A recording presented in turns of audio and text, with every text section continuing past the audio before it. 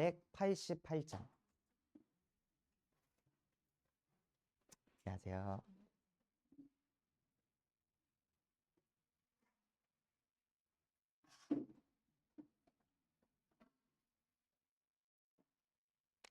이 몸의 소망 무언가 찬송가 488장 찬양하겠습니다. 이 몸의 소망 무언가 우리 주 예수뿐일세 우리 주 예수 밖에는 믿음이 아주 없도다. 주 나의 반석이시니 그 위에 내가 서리라. 그 위에 내가 서리라. 무섭게 바람 부는 밤 물결이 높이 설렐 때 우리 주 크신 은혜에 소망에 닿을 줄이라. 주 나의 반석이시니 그 위에 내가 서리라. 그 위에 내가 서리라. 세상에 믿던 모든 것 끊어질 그날 되어도 그 주의 언약 믿사와 내 소망 넣으리라. 주 나의 반석이시니 그 위에 내가 서리라. 그 위에 내가 서리라. 바라던 천국 올라가 하나님 앞에 배울 때 그 주의 일을 힘입어 어여치 바로 서리라. 주 나의 반석이시니 그 위에 내가 서리라. 그 위에 내가 서리라. 하나님 아버지 감사합니다. 지금 이 시간 새가족부 예배로 하나님께 영광 돌리게 하심에 감사를 드립니다. 예배하는 이 시간 예수 그리스도의 복음으로 하나님을 만나는 예배가 되게 하여 주시옵소서. 그래서 망가져버린 또 흑암과 혼돈 공허에 덮여버린 나의 영혼이 창조의 빛이며 생명의 빛 대신 그리스도의 이름으로 살아나는 예배가 되게 하여 주시옵소서. 예배 집중을 방해하는 모든 흑암의 권세가 나사렛 예수 그리스도 이름 앞에 무너지게 하여 주시옵시고 오직 성령이 임하여 권능을 받는 예배 되게 하옵소서. 지금도 살아서 우리와 함께 하시는 예수 그리스도의 이름으로 기도합니다. 아멘. 우리에게 주실 하나님의 말씀 마태복음 27장 50절에서 54절까지 말씀입니다.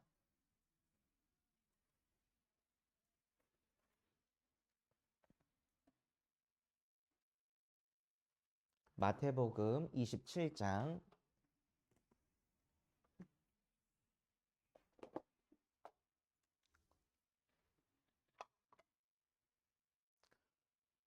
50절에서 54절까지 말씀입니다. 우리 한 절씩 번갈아 가며 교독한 후에 마지막 절은 합독하겠습니다. 예수께서 다시 크게 소리 지르시고 영혼이 떠나시니라.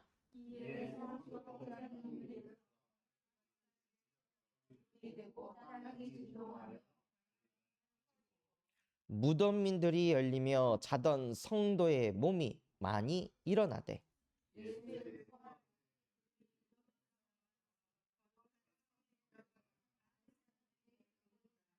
마지막 절 합독하겠습니다. 백부장과 및 함께 예수를 지키던 자들이 지진과 그 일어난 일들을 보고 심히 두려워하여 이르되 이는 진실로 하나님의 아들이었도다 하더라. 아멘. 하나님께서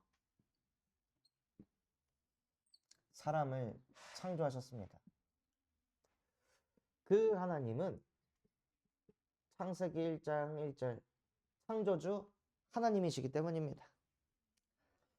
하나님이 사람을 창조하실 때 노력으로 창조하신 게 아니라 요한복음 1장 1절 말씀으로 사람을 창조하셨습니다. 그래서 하나님의 능력은 언제 나타나냐? 말씀으로 나타납니다. 하나님이 말씀이시기 때문에. 그리고 하나님은 어떻게 존재하시냐면요. 하나님은 요한복음 4장 24절 하나님은 영이십니다. 하나님은 영적으로 존재하고 계십니다. 그래서 하나님은 눈에 보이지 않습니다. 눈에 보이지 않는 하나님께서 이 세상에 역사하시는 방법은 말씀이십니다. 그 말씀으로 사람을 창조하셨어요. 그런데 어떻게 창조하셨냐? 창세기 2장 7절 땅의 흙으로 우리의 겉모습을 지으시고 그 코에 생기를 불어넣어 인간이 생명이 되게 하셨습니다. 그래서 사람은 누구냐? 생명력 있는 영혼을 가진 영적인 존재입니다. 하나님께서 인간에게 생기를 불어넣으셨는데 그 생기가 무엇이냐면 창세기 1장 27절 하나님의 형상입니다. 하나님의 형상을 인간 몸 속에 불어넣으신 거예요. 그래서 인간 몸 속에 하나님의 영이 들어와 인간이 영적 존재가 된 것입니다. 인간이 영적 존재이기 때문에 인간은 하나님과 함께 할 수 있습니다.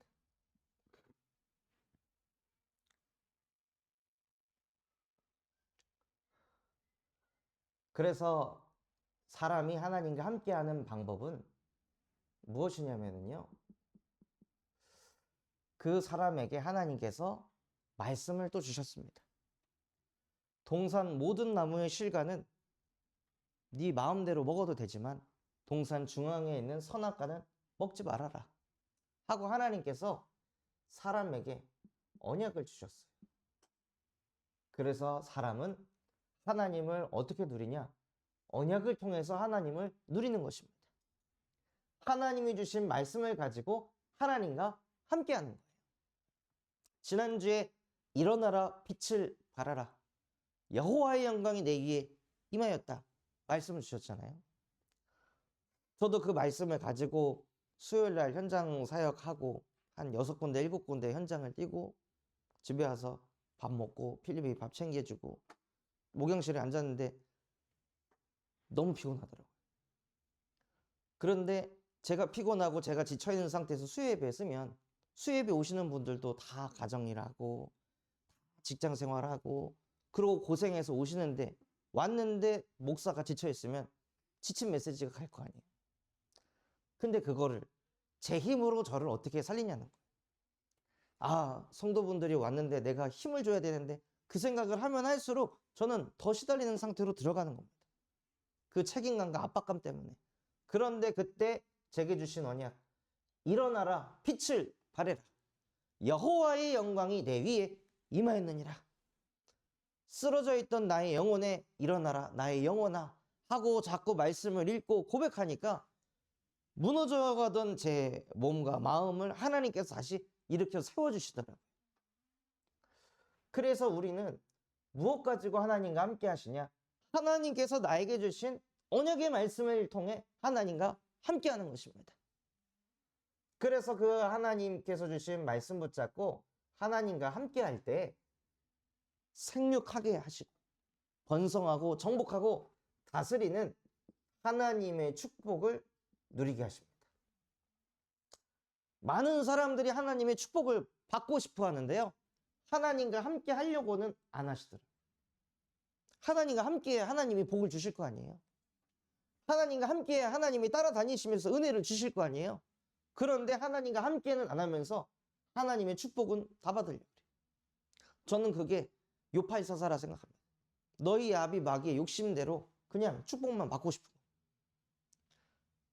우리는 그런 존재가 아니라 하나님의 형상대로 창조된 영적 존재로서 하나님께서 주신 말씀을 붙잡고 살아가는 축복을 우리에게 주셨습니다. 그런데 말씀 붙잡으면서 하는데요. 창세기 3장 1절에 사단에게 속았습니다. 그 말씀을 붙잡으면은 하나님의 축복이 그냥 계속 따라오는데 사단에게 속아서 선악과를 먹으면 네가 하나님이 될 것이다. 거기에 속은 거예요. 사단은 지금도 속입니다. 일어나라 빛을 발하라. 그거 붙잡는다고 일어나지겠나? 그거 붙잡는다고 어두움과 캄캄함에 있던 나의 영혼이 살아나겠나? 사단은 지금도 속여서 하나님의 말씀을 못 붙잡게 만듭니다. 그래서 주신 말씀을 놓쳐서 모든 사람이 죄를 범하였으며 하나님의 영광에 이르지 못하다니 사단에게 속아 죄인이 되어버렸고, 그래서 창세기 3장 1절에서 7절처럼 하나님을 영원히 떠나게 되었습니다. 인간이 하나님을 영원히 만날 수 없는 상태가 되어버린 거예요. 그래서 사단에게 속아서 뭐에 잡히냐? 항상 나에게 잡힙니다. 내가 책임져야 돼. 내가 더 힘을 내야 돼. 진짜 종이 한 끗 차이인데요. 그렇게 제가 바닥에 있을 때 내가 더 힘내서 성도분들에게 힘을 줘야지. 내가 정신 차려야지. 내가 피곤하면 안 되지. 내가 지치면 안 되지. 내가 쓰러지면 안 되지. 그 생각 계속 하면은 그거 가지고 강단에 서는 것과 나는 이렇게 피곤하고 연약하고 무기력하지만 하나님이 내게 말씀하셨잖아요. 일어나라. 빛을 발하라. 여호와의 영광이 내게 임하였느니라. 지금 나는 이 상태가 이렇지만 여호와의 영광은 내게 임한 줄 믿습니다. 나는 연약하고 부족하지만 영원한 빛 대신 그리스도께서 나와 함께 하시는 줄 믿습니다. 하고 고백해서 강단에 서는 것과 겉으로 보여지는 것은 똑같은데요. 근본이 다르다는 거예요. 내 힘으로 내 열심으로 내가 서서 내 인생을 꾸려가느냐, 내 힘이 아닌 하나님과 함께하면서 인생을 꾸려가느냐. 겉으로 보기에는 똑같지만 근본은 완전 다른 것입니다. 그리고 죄 가운데 빠져서 하나님의 영광에 이르지 못하니까 영적인 방법을 쓰지 않고 육신의 방법을 자꾸 쓰는 거예요. 그리고 하나님과 함께하기보다 성공하면 됐다. 일을 잘 했으면 됐다. 그냥 거기에 만족하고 안주하는 삶을 살도록 합니다. 그래서 인생의 목적이 하나님과 함께가 아니라 성공하는 거. 내 인생의 문제를 잘 풀어가는 거. 그냥 그 정도의 안주에서 살아가는 거예요. 그럼 인생에 문제가 없으면 하나님 안 만날 거 아니에요. 내 자녀가 어느 정도 성공을 하고 내 속을 안 썩이면 그 자녀에게 복음 말할 이유가 없어지는 거잖아요.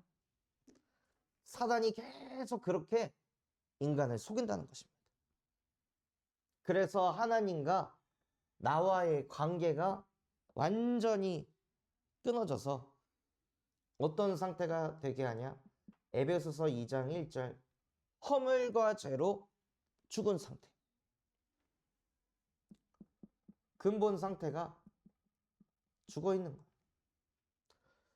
죽은 상태에서 계속 인생을 살아가니 에베소서 2장 2절 공중의 권세 잡은 자, 이 세상 통치자, 악의 영들에게 끌려다닙니다. 그래서 영적인 상태가 흑암에게 잡혀서 자꾸 끌려다니는 거예요. 하나님이 주신 메시지를 가지고 살아가야 할 하나님의 자녀들이 하나님의 말씀이 아닌 자꾸 상처를 붙잡고 자꾸 사람의 말을 붙잡고 현실과 상황에 이 세상 풍조에 그냥 끌려다니는 거예요. 그러면서 에베소서 2장 3절 정신의 상태가 육체와 마음이 원하는 대로 하는 본질상 진노의 자녀가 돼서 살아갑니다. 우리의 정신이 원하는 게 하나님의 나라를 구하고 하나님과 함께하는 걸 구하는 게 아니라 내 마음대로 돼야 되고 내 뜻대로 돼야 되고 내가 계획한 대로 다 이루어져야 된다는 그 정신의 상태를 가지고 삶을 살아가니까 얼마나 스트레스를 받겠습니까? 노력한다고 내 마음대로 됩니까? 자녀를 내가 열심히 사랑을 주고 막 하면 자녀가 내 마음대로 됩니까? 안 되잖아요. 저도 안 되더라고요. 한 번은 지난주에 데리고 집회를 갔는데 딱 도착할 때쯤에 덕평에 딱 도착하니까 그때부터 나 말씀 듣기 싫어. 나 말씀 안 들을래? 나 말씀 듣는 거 싫은데? 나 찬양하는 거 가기 싫은데? 나 그냥 집에 가고 싶은데? 엄마 아빠 갈 테니까 너 혼자 걸어서 집에 가. 간다. 꼼짝도 안 해. 너 혼자 차에 있어. 제 맘대로 제 뜻대로 안 되니까 은혜 받으러 덕평 갔는데 은혜 어디 날아가고 막 분노에 사로잡혀가지고 너 예배 안 할 거면은 너 하면서 막 저도 모르게 화를 내더라고. 그러니까 다 내가 원하는 대로 내가 계획한 대로 내가 그림을 그린 대로 이루어져야 되는데 그거 안 되니까 그냥 막 꼭지가 열리는 거예요. 우리는 내 맘대로 내 뜻대로 되기 위해서 이 땅에 태어난 게 아니라 하나님과 함께하면서 하나님 나라의 일을 하려고 이 땅에 태어났는데 자꾸 우리도 모르게 내 일 하는 데에 집중한다는 거죠. 그래서 정신적으로 계속 스트레스를 받고 시달리니 사도행전 8장 4절에서 8절 말씀처럼 육신의 상태가 끊임없는 질병이 찾아오게 됩니다. 자꾸 스트레스를 받으니 무기력해지고 자꾸 염려 걱정이 계속 오니 이 뇌가 쉬지를 못하고 잠 못 이루는 밤을 보내고 우리의 정신인데 내가 나를 쉬지 못하게 하니까요. 자꾸 육신적으로 나도 모르게 미디어나 잠이나 온갖 것에 중독이나 집착돼서 나를 그렇게 쉬어줘야 되는 거예요. 진짜 쉼은 인간이 하나님을 만나야 수고하고 무거운 짐이 내려지면서 가장 쉽고 가장 가벼운 하나님의 멍에를 맬 때 인간의 영혼이 쉼을 얻는데요. 하나님을 떠나 영이 죽어서 그 쉼도 육신적인 방법으로 쉼을 얻으려고 합니다. 그런데 그 쉼을 얻으려고 하는데 그거 누가 방해하면 또 거기서 또 열받는 거예요. 이제 좀 쉬려고 했는데 나를 이렇게 이거 해서 내가 이렇게 쉬어야 되는데 이거 막 못하게 하면 사람 이제 미치는 거예요. 그렇게 육신적인 상태가 온갖 스트레스와 질병과 시달림 속에서 살아가게 됩니다. 그리고 히브리서 9장 27절 한 번 죽는 것은 정해진 것이요 그 뒤에 심판이 있으리니 내세의 상태가 지옥 배경으로 가게 되고 또 출애굽기 20장 4절에서 5절에 나 외에 다른 신을 섬기면 3, 4대까지 재앙을 맞게 될 것이다. 후대의 상태가 재앙을 만나게 됩니다. 그렇게 사랑으로 소중하게 키웠던 후대가 재앙을 자꾸 만나는 거예요. 이따가 오후에 오시기로 한 우리 강길녀 어머님도 그 손자들 멀끔하게 공부도 잘하고 잘생겼는데 다 대학이 전부 다 떨어지고 취업도 하나도 못하고 도대체 왜 우리 집안은 이 모양 이 꼴인지 이해가 안 된다고. 나 외에 다른 신을 섬기면 이유 없이 3, 4대가 자꾸 재앙을 만납니다. 그래서 예수 그리스도의 복음으로 하나님을 만나지 않으면 그 가정, 가문의 저주와 재앙은 끊어지지 않습니다. 그래서 자꾸 복음 들으셔야 됩니다. 그러니까 본인이 진짜 예수를 바르게 믿어서 나와 내 자녀들, 내 후손들까지 다 예수 믿게 해야겠다고. 지금 여기 옆에 소머리 국밥집에서 그 식당 일을 하시거든요. 그래서 8시부터 2시까지 근무하시고 퇴근하고 이제 오신다 그랬고. 진짜 저희 교회가 계속 빛을 발하니까요. 지역의 현장에 흑암이 무너지게 하시고 그 빛을 보고 하나님께서 사람들을 보내주세요. 이 속에 있으니 사람들이 빠져나오기 위해서 무엇을 찾냐? 종교를 찾습니다.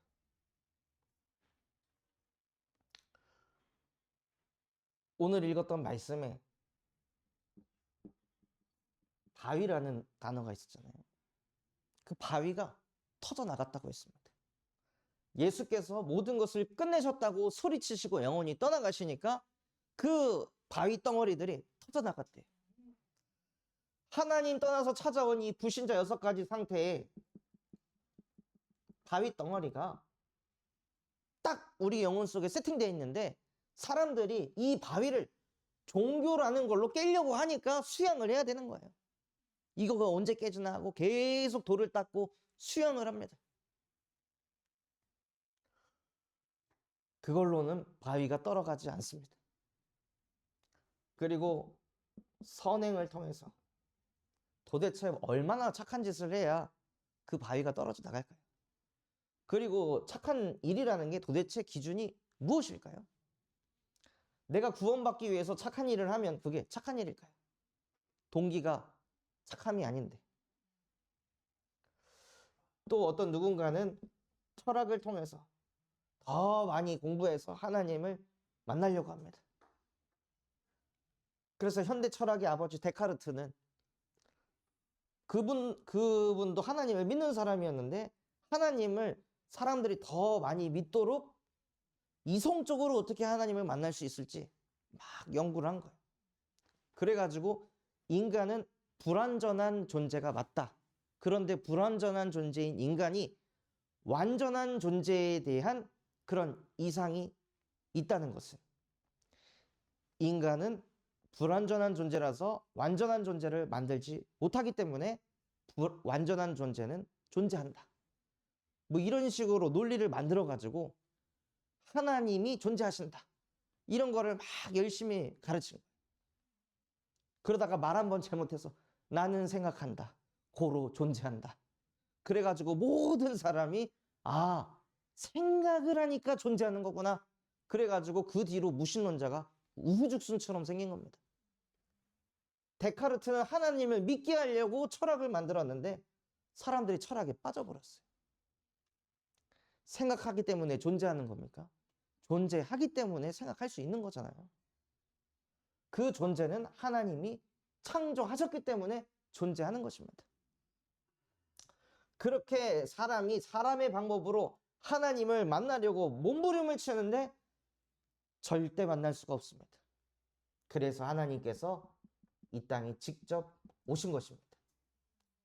하나님이 영이셔서 영이신 하나님을 인간이 만날 수 없기 때문에 하나님이 인간의 몸으로 이 땅에 오셨는데 그 몸이 어떤 몸이냐?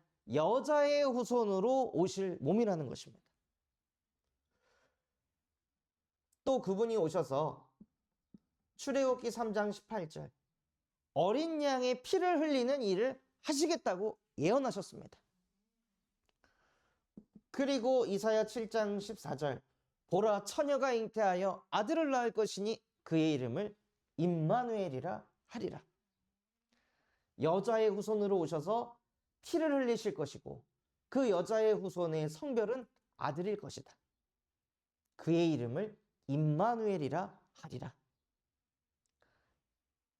이는 하나님이 우리와 항상 함께 계십니다. 그래서 이 말씀이 요한복음 1장 14절 말씀이 육신이 돼서 우리 가운데 거하심에 아버지 독생자의 영광을 보니 은혜와 진리가 충만하더라. 이 말씀들이 이 예언의 말씀들이 실제 육신이 돼서 이 땅에 오셨다는 것입니다. 그분이 누구시냐? 마태복음 1장 21절 아들을 낳으리니 그의 이름을 예수라 하라. 영이시고 말씀이신 하나님께서 육신의 몸을 입고 이 땅에 오셨는데 그분의 이름이 예수입니다. 오직 성경만 하나님께서 이러한 모양으로 오실 것이다 하고 수차례 예언하시고 그 예언의 말씀을 이루셨습니다. 어떤 종교의 경전도 그런 경전이 존재하지 않습니다. 왜냐하면 하나님이 아니기 때문에.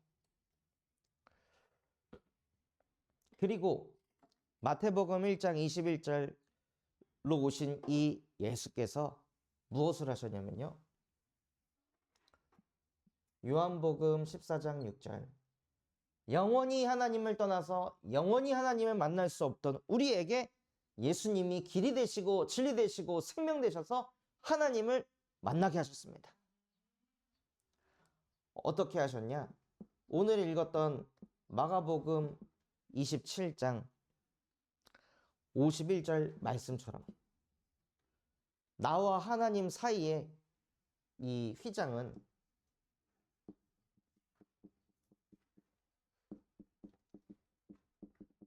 지성소를 들어가기 전에 이 휘장이 있어야 죄 있는 인간이 지성소를 들어가는 순간 바로 그 자리에서 즉사합니다. 선악과를 먹으면 반드시 죽을 것이다. 그래서 죄 있는 인간이 하나님을 만나면 죽습니다. 그런데 예수님께서 다 이루었다고 외치시고 영혼이 떠나가시니 하나님과 인간 사이에 막혀있던 휘장이 위에서부터 아래로 쪼개졌어요. 그리고 지성소에 아무나 들어갈 수 있도록 길을 여신 겁니다. 그래서 인간이 하나님을 만날 수 있는 길을 예수께서 여셨습니다. 또 로마서 8장 2절 그리스도 예수 안에 있는 생명의 성령의 법이 죄와 사망의 법에서 너를 해방하였느니라. 어떻게 해요? 마태복음 27장 52절에 무덤들이 열리며 자던 성도의 몸이 많이 일어나니라. 죽었던 자들이 죄와 사망의 법에서 생명과 성령의 법으로 옮겨진 것입니다. 또 요한일서 3장 8절 하나님의 아들이 나타나신 것은 마귀의 일을 멸하려 하심이라. 그래서 하나님의 말씀을 붙잡지 못하게 하는 그 마귀의 일을 무엇으로 멸하셨습니까? 마태복음 27장 53절 예수의 부활 후에 그들의 무덤에서 나와 거룩한 성에 들어가 많은 사람에게 보이니라. 예수의 부활을 통해 사망 권세, 지옥 권세, 마귀의 권세를 박살내셨습니다. 그래서 예수님이 그리스도라는 것을 증명하신 거예요. 인간들이 하나님에게 뭘 바쳐가지고 하나님이 일을 하신 게 아니라 우리가 믿는 하나님은 스스로 존재하는 분이시고 스스로 역사하시는 분이십니다. 이 예수를 영접하는 자, 곧 그 이름을 믿는 자들에게는 하나님의 자녀가 되는 권세를 주셨으니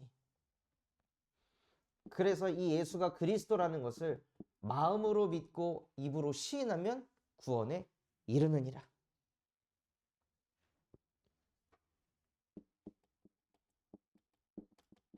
예수 그리스도를 영접한 즉시 우리 안에 뭐가 세워지게 하시냐면요. 하나님의 성전이 세워지게 하십니다. 지성소가 밖에 있는 게 아니라 지성소가 내 안에 세워지는 거예요. 하나님의 임재가 어디 밖에 있는 게 아니라 내 안에 하나님의 임재가 역사하십니다. 또 요한복음 14장 26절 27절 말씀처럼 보혜사 성령께서 예배를 통해 우리에게 가르쳐 주시고 예배 때 말씀이 자꾸 생각나게 하세요. 그 전에는 상황과 현실을 따라가고 상처 따라갔는데 이제는 말씀을 따라갑니다. 경제를 따라가는 것도 아니고 성공을 따라가는 것도 아니고 하나님의 말씀을 따라가는 인생으로 우리를 바꾸셨습니다. 또한 요한복음 14장 14절 내 이름으로 구하면 내가 행할 것이다. 그래서 모든 것을 끝내시고 이루신 예수 그리스도의 이름으로 기도하시기 바랍니다. 그러면 모든 것을 이루신 그리스도께서 또 모든 것을 이루어 가십니다. 빌립보서 3장 20절. 우리의 배경은 땅에 있지 않고 하늘 보좌에 있습니다. 그래서 보좌의 축복 속에서 살아가시는 거예요. 내가 가지고 있는, 눈에 보이는 것 가지고 사는 것이 아니라 나의 능력은 하늘 보좌에 있습니다. 그리고 누가복음 10장 19절에 뱀과 전갈을 밟고 원수의 모든 능력을 제할 권능을 너에게 주었으니 너희를 해칠 자가 없을 것이다. 이 말씀을 사용하시기 바랍니다. 권세는 사용해야 나타나는 겁니다. 우리의 인생에 자꾸 사단이 현실 가지고 속일 때, 자녀 가지고 속일 때, 내 오래된 상처 가지고 속일 때 나를 해칠 자 없다. 속지 말자. 예수 그리스도의 이름으로 끊어내시는 거예요. 또 히브리서 1장 14절. 모든 천사들은 섬기는 영으로서 구원받은 상속자들을 위하여 보내심이 아니냐. 하늘 군대가 동원되어 우리를 지키고 보호하십니다. 그래서 이 축복을 누리면서 사도행전 1장 8절. 오직 성령이 너희에게 임하시면 권능을 받아서 땅끝까지 증인이 될 것이다. 우리가 하나님 떠나 불신자 상태로 시달렸던 모든 것들이 예수가 그리스도라는 것을 전하는 발판이 되게 하십니다. 증거가 되게 하십니다. 그래서 과거가 하나님의 자녀에게는 아무것도 문제 아닙니다. 오히려 그 우리 아픈 과거가, 쓰라린 과거가, 그 실패가 현장에 지금도 그 속에서 살아가는 영혼들을 살리는 증인이 되도록 사용하십니다. 그 축복을 실제 누리는 전도자가 되시기를 예수 그리스도 이름으로 축원합니다. 하나님 아버지 감사합니다. 오늘 말씀 주신 그대로 이미 예수님께서 나와 하나님 사이에 막혀있던 휘장을 위에서부터 아래로 쪼개어 주심에 감사를 드립니다. 내가 내 영혼 속에 짊어지고 있는 그 상처라는 바위 덩어리들, 하나님 떠나 생긴 그 불신자 상태에 찾아온 모든 아픔들, 내가 깨트릴 수 없기 때문에 예수께서 그 바위를 다 터뜨리시고 깨트려 주심에 감사를 드립니다.